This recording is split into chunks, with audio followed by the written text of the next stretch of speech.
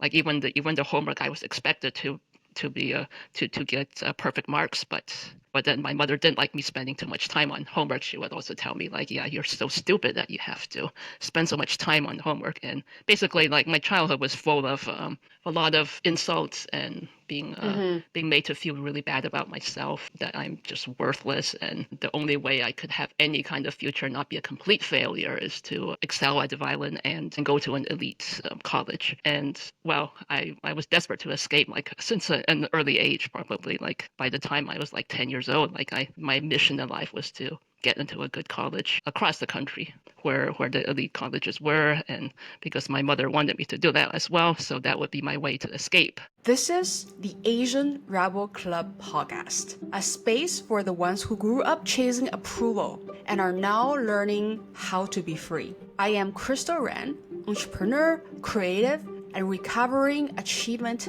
addict. Each week, we dive into honest conversations with Asian rebels, rewriting what success, identity, and freedom really mean. If you're ready to live your story, not somebody else, welcome home. Today's guest has lived a quiet kind of rebellion, the one that doesn't come with loud declarations or flashy exits, but with decades of quiet endurance, emotional survival, and eventually a break for freedom. From being molded into a violin prodigy under intense pressure to strategically escaping across the country for college to quietly achieving fire and rebuilding a life on her own term, this is a story about surviving excellence, redefining success, and the lifelong journey of learning to be in love. So, Wendy, welcome to the show. Thank you. Thanks for having me. Thank you for coming. If you were to give us maybe 2 to 3 sentences about who you are and why does Asian Rebel Club resonate with you, we would love to hear that. Well, I would say, I guess I'm the epitome of rebellion. I was the only child, she was the only parent, and she pretty much had put all of her ambitions on me. She wanted me to be a prodigy on the violin and also be an academic star and go to an elite college. And I saw that, yeah, that was my way to escape, because yeah, my childhood was just spent practicing the violin most of the time, and then doing homework the rest of the time. Like like even the homework I was expected to be to get perfect marks, but then my mother didn't like me spending too much time on homework. She would also tell me like, yeah, you're so stupid that you have to spend so much time on homework. And basically, like my childhood was full of a lot of insults and being Mm-hmm. made to feel really bad about myself, that I'm just worthless, and the only way I could have any kind of future, not be a complete failure, is to excel at the violin and go to an elite college. And well, I was desperate to escape, like since an early age, probably like by the time I was like 10 years old. Like my mission in life was to get into a good college across the country where the elite colleges were, and because my mother wanted me to do that as well, so that would be my way to escape. And once I put distance and move away, then I would be able to live my life and be free of her and escape. And thankfully, I was able to manage that, and I moved away for college. Actually, I was even able to move away shortly before college, like in the middle of high school, because I had an opportunity at the conservatory of music. But then yeah, for college, I moved away, and I quit the violin because it was something that my mother made me start like from a very young age, like when I was like 3 years old. And I always had to be a violinist. That was like my I guess my main occupation. But I just hated the pressure that my mother put on me, and Right. all the like the scoldings and the insults. So yeah, so I moved away for college, and thankfully, well, it was kind of like basically like a kid who was maybe spent their lives in jail and finally got freed. So I guess I was able to explore my interests, and I got into technology. After college, I worked in technology, and basically I guess I was wanting to find as high paying a job as possible that was at least somewhat interesting, because I had to make sure that I could be financially self sufficient, Mm-hmm. because I didn't ever want to risk ever having to ask my mother for money or have to anything to do with her. Right. It just, sorry, just to pause you there. I have a few questions, but you mentioned something that's really interesting. I heard from other people who said similar things too, where do you feel like there is a condition, say if you were to ask your mom for financial support, then, you're gonna be XYZ. Oh, of course. Like it's always strings attached. Like I even felt guilty about like even when I was when living with her, I felt guilty about I guess costing her money because yeah, she was providing me financial support, and I realized like since I was like say like at an early age that the reason why I could not run away right away was because I was financially dependent on her. So having a way to support myself and break free was like the key to basically surviving. Right. And how did she make you feel, say, every single time when you're asking her for support? It doesn't matter whether it's financial or emotional, like what was her reaction? How did that make you feel in terms of what you need to do in return? I never asked for her for anything because she already told me right from the beginning that while she sacrificed so much for me, she pays so much for my violin lessons, and she paid money to send me to private schools, and she wants the best for me. And well, I guess like I Isn't that ironic? Because she wanted you to study violin, right? She wanted you to yes. practice it. Exactly, yeah. Yeah, I didn't want to do that. But yeah, so basically she was like, I'm giving you every single opportunity. And like she said like, yeah, when you're a child, that's when you're supposed to learn and master the skills and learn everything, because when you're old, you can't learn that well anymore. So you need to achieve everything when you're a child, and you can rest when you're an adult.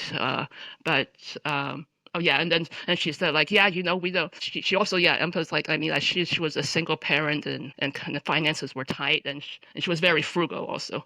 And she was Right. saying like, yes, like things like clothes, and like a nice house, like those kinds of things you can buy later, but right now, like, yeah, we don't have money to buy you like new clothes, like you wear hand me downs from others, but what's most important in life is education. So basically, yeah. And then she also like yeah, basically told me, emphasized how much she sacrificed for me, and so I guess I would be just very. I think she also sometimes said like, yeah, I was ungrateful because I was not performing up to standards, What do you which mean by meant that? basically. Because it seems like you really like killed yourself practicing violin and also studying. So what does she mean by, you're not living up to her standard?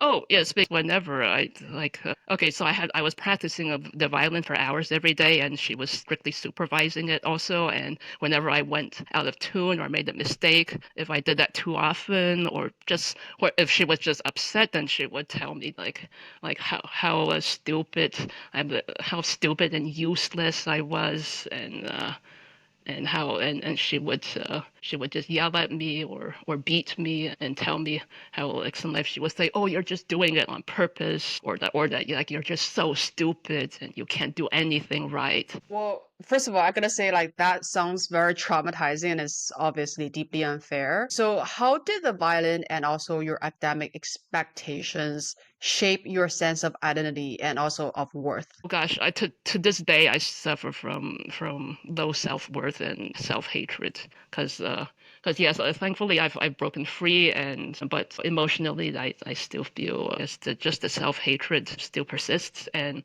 yes, I'm very rebellious.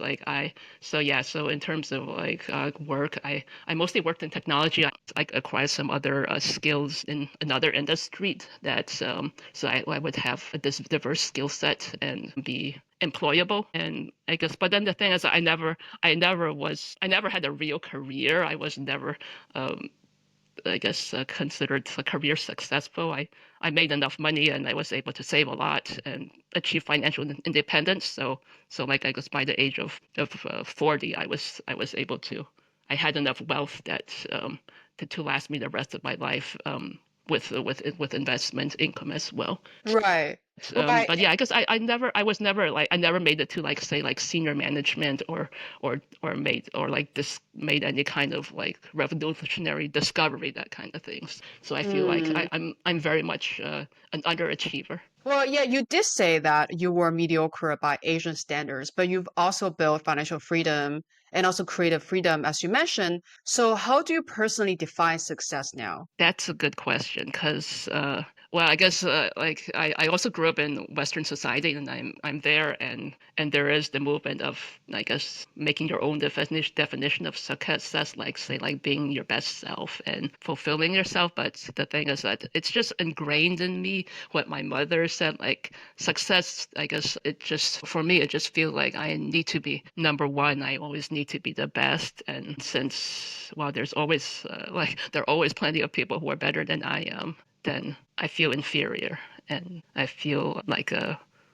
quite an underachiever. And well, I guess also the problem with having gone to the to an elite college, as my mother made me do, is like, well, you know, especially there, like there, a lot of the graduates are quite successful. I guess they make a lot of money and they get into very senior management positions, or they start companies that are very significant and do that become very successful. And well, I guess I haven't done that kind of thing, so Well, I I feel think like that, yeah, so like well, I heard two voices, right? Because I think that I'm not sure if that's also what you think as well, but I almost heard that one side of you, you have chosen freedom and also independence. So with that standard, like you've succeeded, right? Just because you have, financial freedom and you can do what you wanted to do. But on the other side, it almost feels like it's a voice. It's like two different societies voice, right? So like one is like the Western society of like, you can be whoever you want to be, but there's also another voice from the Asian society, which is like you're gonna be number one, you're gonna be, I don't know, the senior leadership, you're gonna be like, I don't know, like founder of a unicorn. Is that correct? And if so, how do you balance that? yeah, exactly. Well, I guess the way I try to balance this is I guess I try to tell myself, you know, it's okay to be mediocre and to be not good enough because, well, first of all, I guess life doesn't last forever, and you know, eventually we're all gonna die, and like it's not gonna matter that I wasn't number one. I guess I see my freedom as freedom and I guess pursuit of happiness. Right.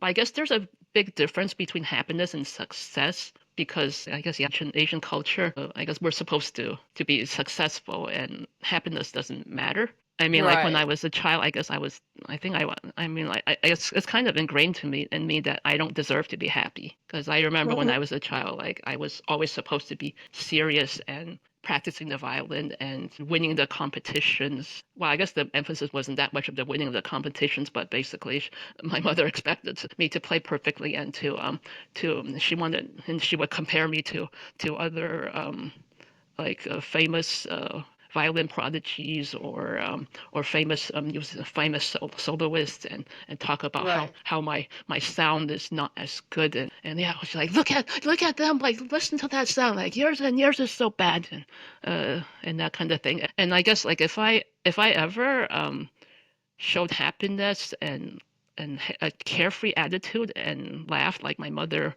often would scold me and tell me I should be ashamed of myself and I should get back to work. So I Wait, just wait, wait, wait. Sorry, hold on a second. So, like, even when you are just being who you are, like, say if you're just enjoying the moment, being a kid, she would tell you that you shouldn't be happy. pretty much yeah I guess she didn't exactly say I shouldn't be happy but like she basically was getting mad at me and telling me I need to get back to work and I guess I'm not doing anything and it's like oh you have nothing to do you got to go back and practice the violin look at it and then you have such and such things to do like and I guess she will be listing all the things that I need to do and how I'm inferior so basically I just felt like I didn't deserve to be happy. But that is so, I mean, this is just my personal opinion, but it doesn't sound like she's a happy person herself either. No, not at all. I know, like I guess I know the context of it is like also she was also depressed herself, and I guess like that like she was also a single parent and immigrant in the U.S. And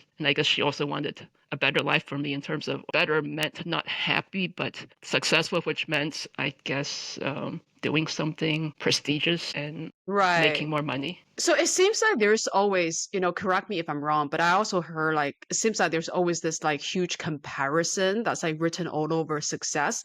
Like it's almost like if you're just successful by your own standard, it's not enough, but you need to like outbeat every single person in whatever pursuit that you're doing to be successful. Exactly, because yeah, she always compared me to other people. Like, oh gosh, I remember when I was like 6 years old, there was this 4-year-old violin prodigy who came like from another country and like was performing, and my mother was like, oh gosh, look at this 4-year-old. Like, she's like little, comes only up to your shoulder, and like you are like 6 years old, so old, and you play so bad. And listen to her. And she was talking about, and she would just drill it into me like how I was so old at age 6, and how horrible I was, and how, oh my gosh, I remember I felt so bad. I was like, oh my gosh, 6 years old is so old, and like, did I commit a crime of becoming 6 years old? And I was like, oh gosh, like I just felt so horrible about myself. Right, right. No, I can 100% relate to that. I think also as kids, right, you just don't know what's normal. Like you don't know if Hmm. that is right, that's real. So if somebody is telling you these things as a matter of fact, like you do started to use them to like measure yourself, right? So I think that's the danger of it. Yeah, exactly. And Yeah. especially like, I guess like I was also pretty isolated as a kid. Like, even though I grew up in the U.S., well, I mean, all of my free time was spent practicing the violin. Right. And I guess at school, I remember, I think like there was one time in elementary school, like I was somehow like somehow there was this subject about like what our parents don't allow us to do, or something, like things or something. And I think somehow like I mentioned about like how like I'm not allowed to not practice the violin all the time, and Hmm. I'm not allowed to make mistakes, and then I guess like some other kids were like really stunned, and they were like, what? But you can't help it if you make a mistake. And Right. that sounds abusive, that your mother would be yelling at you and beating you for making mistakes. Yeah, And so then I like was like, whoa. So I was like, whoa, really? I guess everyone else's parents doesn't do that. right. And I think that there is like a interesting definition of love in Asian culture, right? Because, I was born and raised in China, and that like my parents would say like, oh, we do this 为你好, we do this for your own good.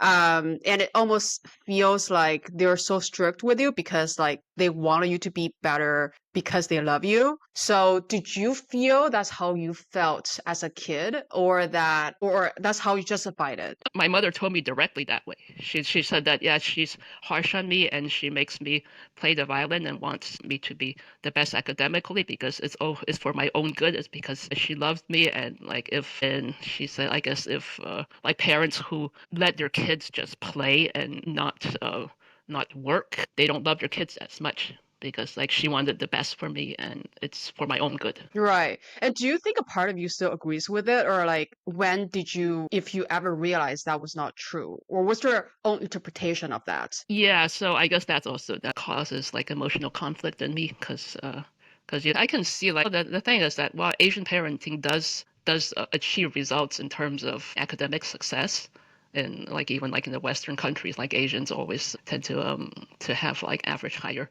test scores Right. and more academic achievements, and because we Asians were all meant to work, because our parents made us do that, but then, well, I think, but then like so many of us end up like just having mental health issues and being stressed out Right. and not being truly happy. And so I also, part of me feels like I don't deserve to be happy. So like the thing is like, I mean, I rebel, and I'm trying to create a happy childhood for myself in my adulthood. But Right. but then by the same time, sometimes I also feel guilty about not grinding and achieving and like working hard all the time. And I guess I often feel like unworthy of my freedom. You said that like you don't deserve happiness, and I just don't understand why do you see it that way? Because from what I understood, you made the money yourself, right? Like you achieved fire yourself. You worked not only in one industry but across different industries to acquire different skill sets so that you can have more employable skills. So which part of you feels like you don't deserve happiness? Well, I guess when you grow up being told every day about how stupid and useless you are, I think it just kind of got ingrained in me, that I feel there's something like inherently wrong with me, that I guess I'm inferior and I'm worthless, and I want the freedom from all that, and so I've rebelled a lot. But then Right. but then I also feel guilty for rebelling, because, well, it's also in greater society, it's not really socially acceptable to be living the way I do and retired early and not building like a successful career. Again, I wanted to understand it a little bit more because I think the society has also changed where now there's more and more people are talking about fire and people want like actually your lifestyle is desired, right? People want the freedom. They wanted to retire early and enjoy their time with maybe their loved ones or traveling around. I think that's very admirable. And also, I think that a lot of people wanted to have that life. So, why do you feel guilty about it? And do you think that is from your Asian part? Yeah, I think it's mostly from the Asian part, but then since I also grew up in the U.S. and spent many years, the U.S. culture is very I guess polarized. I would say there's one aspect of the like pursuit of happiness, but then there's also the part of like well, capitalism is so strong in the U.S. It's like the strongest and the weakest point. It's like there's also the pressure to always make more money and Right, achieve higher status, and right, that's how you right, earn your worth. But right, and then so I guess right, that's like kind of a combination, having grown up in the U.S. and also and with an Asian parent. Then I feel like right. I guess I'm worthy only if I'm number one, if I'm say like yeah, like made a lot of money, being like in a prestigious profession, say like being a CEO of a large company, for example. I think like would I think be something that would earn me the freedom. But then the thing is like I achieve fire because mostly because I'm really frugal and I worked at a reasonably well-paying jobs, but I never but my salary was never high compared to many other people who are successful. So I guess I feel it's more like anyone can do what I did because it was mostly because I was frugal. So obviously this is your story, but I do want to like jump in and voice out what I think about it. I think it takes tremendous amount of discipline, right? And to be financially free in a young age because it's always easier to spend your money instead of saving it and saving it for a goal that is for yourself, right? Because it's also easier to go after a goal that's defined by somebody else. So I think everything that you're doing, because it's going against the grain, like it's actually quite hard.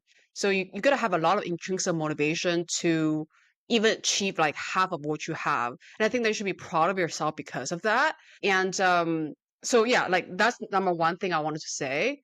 And also another thing I want to say is I just feel like you have these two like very strong forces in your mind, which the first one is the rebellious part, which, you know, it's all about living your life in your way. And there's another equally strong voice, which is, you know, you got to be number one. And how do you now balance the relationship between these two? Yeah, I would say I still struggle with it. I guess because the Asian parenting is good at teaching us how to be motivated and to work hard. But then the thing is, I like it was also a contradiction somewhat in my childhood because like I guess my mother made hard work to be like the most important thing. But then also there's the part that if you're working too hard in order to achieve something, then you don't really deserve it because like you're not intrinsically talented enough to have achieved it with a more reasonable amount of effort. So for example, like sometimes like I mean like I guess my academic achievement was very important to me because like getting into an elite college to move away was like my ticket to basically saving my life, and so I also took academics very seriously and worked really hard to like perfect my assignments and my papers, and then sometimes, like, if I was staying up too late finishing my homework, my mother would scold me and say, "You should go to bed." Like, why are you still doing your homework?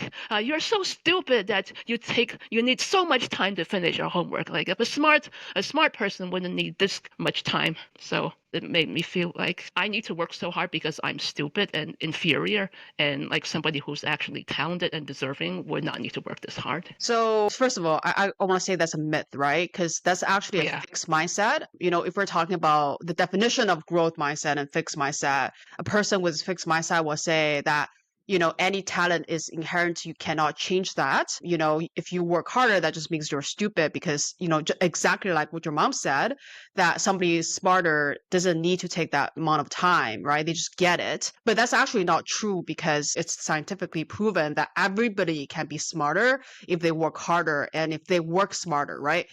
But I totally get it. Growing up in China, like that was just it, right? Like, you're not supposed to work hard, like number one is always comes with like no amount of effort. And I definitely felt myself was a huge victim in that too. But I think what I realized was that like, even if I were to work harder, even if say I were to be stupider in other people's eyes, as long as I get what I want in the end, say like I get to a better college or a better job, that's all what matters, right? Like I don't give a fuck about what other people think about me because I get the result. And these people who comment on my effort is not going to get the result. So that's how I deal with it. But like it's just so toxic to be like, oh, you can't even work hard, but you also cannot be lazy. Like, what are you gonna do? Oh, yeah, exactly. But it helps to look at it this way that, I'm never going to be good enough because it's not possible. Like you can't both like be working hard Exactly. and be lazy and Right. achieving. So, but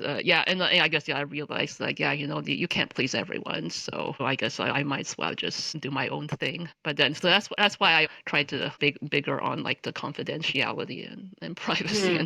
and hiding because yeah, I guess I just don't want to be attacked for being different. Obviously, the haters gonna hate, but I think a lot of people will admire your courage just because I think a lot of people suffer in silence. They don't even know where to start. So your example, and I think more and more now in Asian culture, where I actually start to read a lot of articles on newspapers here in Singapore talking about people start to challenge the concept of like family first in Asian culture. And I think that people are waking up to see there's actually a different possibility. So I think this is all very much encouraged, especially going forward. So, what has been the hardest part of healing without family support or understanding? Yeah, I guess it's internal with me because, like, yeah, as you've noticed, like, I have like two opposing forces in me, like the one that wants to live my own life and like independently, and then there's somehow, I guess, the childhood trauma that just keeps haunting me and telling me that I'm not good enough and I don't deserve it. So I guess that, and well, I guess, and also I am so rebellious in, well, I guess leaving because yeah, actually, as you mentioned, like with the family first part, yeah, I guess I rebelled against that like long ago.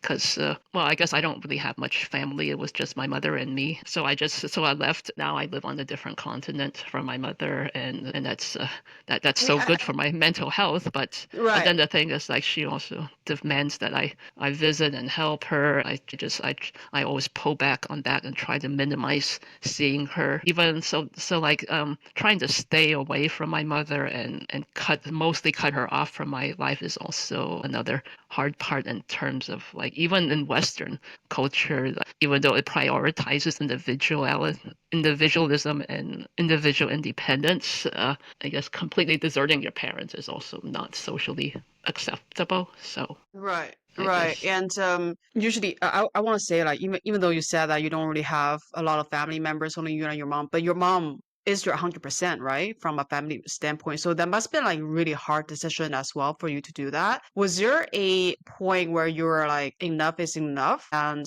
what's a tipping point for your decision at the time? Ever since I was a young child, like I've wanted to escape from her, I guess Right. because I was terrified of her. But then I've just felt more feelings of guilt in my adulthood because, like, I also see the context that, well, Asian parents do usually want the best for us, and it was out of love that she did it. But then the thing is that, well, I guess she hasn't changed a whole lot either. This is also like part of the Asian culture that, yeah, it's family first, and even if our parents were abusive, well, they always think, she's your mother and it's your duty to care for your parents in their old age.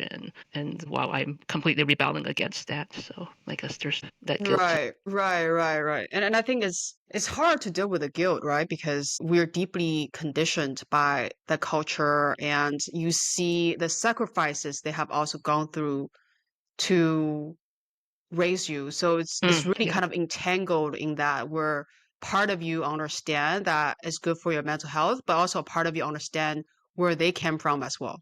right? So like these two parts are always in conflict. Yes, very much so. Yeah. And you said that shame and self-hatred still come back in waves. So how do you deal with them now? And how do you meet them now? Yeah, when I'm feeling too depressed and and in a bad place mentally, then well, I tend to go to the forums like I also Right. like us like I read about other people's stories, and I also try to I actually these days I've been trying to do more with processing childhood trauma. And Mm-hmm. I've been doing more research, like in psychological theories, including attachment theory. Right. Basically, I guess like learning more about psychology and about like what why I am the way I am, and why others who have a lot of problems, emotional problems, are the way they are, Right. and I guess what makes people tick has been pretty helpful. Right. And what does healing really look like for somebody with your story? I'm not sure. That's a good question. Still in the process. Yeah, it is. I guess yeah, it is a process, and I guess for me it meant putting as much distance as possible from, well, I guess the source of my trauma, which Right. was my mother in my childhood, and living a very, I guess, independent and self-sufficient type of Right. life, because I also tend to be triggered by others who are successful and follow the traditional path, because I also feel inferior compared to them. That's what I should have done. And especially like if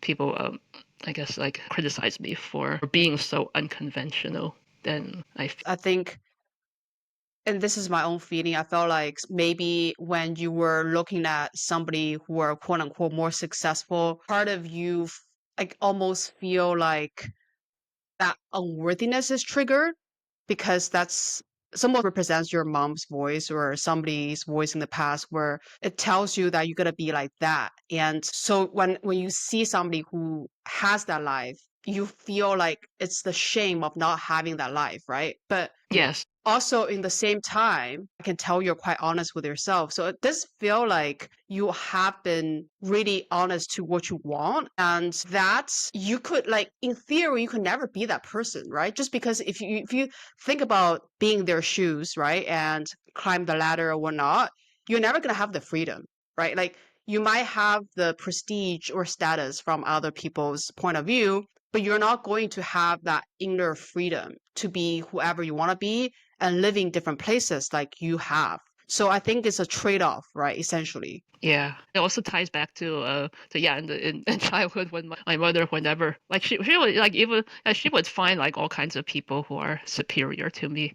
Well, they're superior because like they're better than me at certain things, and then she would always compare me to them. And I remember like whenever I read about any kind of prodigy in music, like I was always scared that my mother would find out about them and find another person to compare me unfavorable with. So I guess like seeing people like who are measure up and who are successful also, yeah, maybe Yeah. it's So activates a trigger in my yeah, I child. think that's probably the reason because I felt like maybe it's because having these people is almost a reminder of a childhood memory of, if say we have these examples, then we're not worthy of our parents' love, right? Just because that's how they made us feel at the time. Yeah, exactly. But my thing is like I guess prestige is what would make me a worthy person. And so since I don't have prestige or status, then I'm just living like a migrant. I'm an unworthy nobody. Well, so first of all, I want to say, Wendy, it doesn't matter who you are. Everybody has an innate worth, right? So we're born with worth, and every single person on this planet of Earth has equal amount of worth. So your lifestyle and what you choose to do in life has very little to do with your worth. And whoever made us feel that way, it's their own trauma. Like that is not true. And I know that it could be a foreign concept to accept initially, but try to see if you can accept that over time because this is true and you should be able to do anything you want and still be happy. Everybody should feel happy and can feel happy at any given time. So I think that's two things. If you were to like just think about it a little bit, I think will really help you. just because I have gone through that myself. And it's the same thing, right? Every single time I play the piano. So I guess two things, right? Violin and piano are like this two things that Asian kids gonna play growing up. So I remember, I couldn't be happy until I achieved certain grades or passed certain exams. But that is not true. That's actually the thing I realized last year because I went, I became a DJ in Bali, and I was dancing every day, and I would dance every,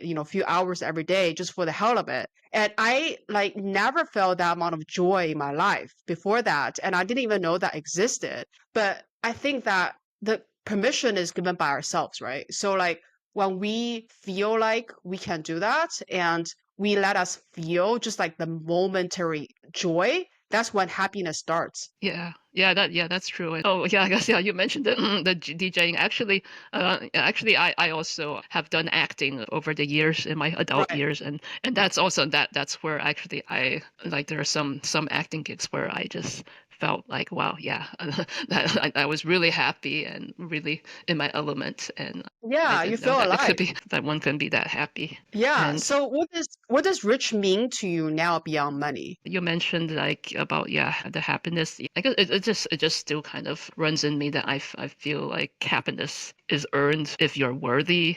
Hmm. Because when I was a child, I was not worthy of happiness. You mentioned about like the innate worth. That yeah, I've also been reading about that part about like having self worth and the concept of unconditional love, and that just I guess I mean intellectually I can understand it, but like I guess emotionally it just too foreign and Right, right, like I guess it's just hard for me to understand like it emotionally right. because I guess like the way we Asians are raised is usually that love is conditional on our achieving and Right. like say like winning a competition and stuff and getting perfect scores on tests. Right, right, right.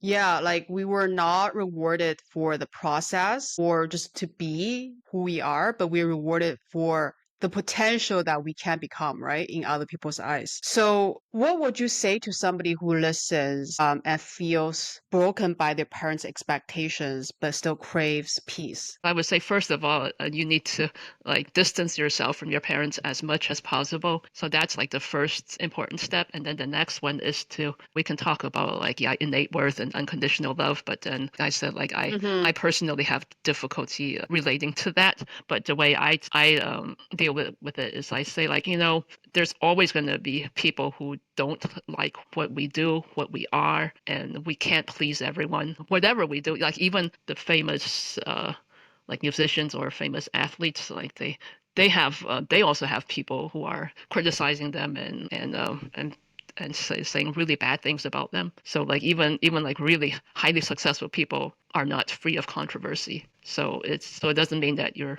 not worthy of happiness or love just because some people don't like you. So I guess it's we just need to, and I guess that's what I try to do is I try to surround myself and associate only with people who are supportive of I guess my rebellious side and who don't look down on those who don't conform to the Mm-hmm. ideals of society. Right. Oftentimes, the more successful you are outwardly, the more criticism and controversy you're gonna have, right? Just because of the fame. So this is something we cannot control, right? Other people's opinions, what they think about us. The only thing that we can control is how we think about ourselves. Yeah, that's true. So I have one last question. Finish the sentence. I'm proud of myself because. So I'm proud of myself because I repeatedly stand up for my beliefs and my needs in face of opposition. I take the road less traveled. Yeah, that's so well said. You're proud of yourself because you believe in yourself and you choose yourself and you always act in your own best interest. Yeah, I don't let my detractors beat me, and I fight for myself. And even if I have to distance myself from people. If this conversation sparked something in you, share it with someone who needs to hear it. And if you are building a more true life, not just more impressive, we would love to hear your story. Follow us on Instagram, YouTube, and TikTok at Asian Rebel Club and join our newsletter for more ways to connect. Link in the description. Until next time.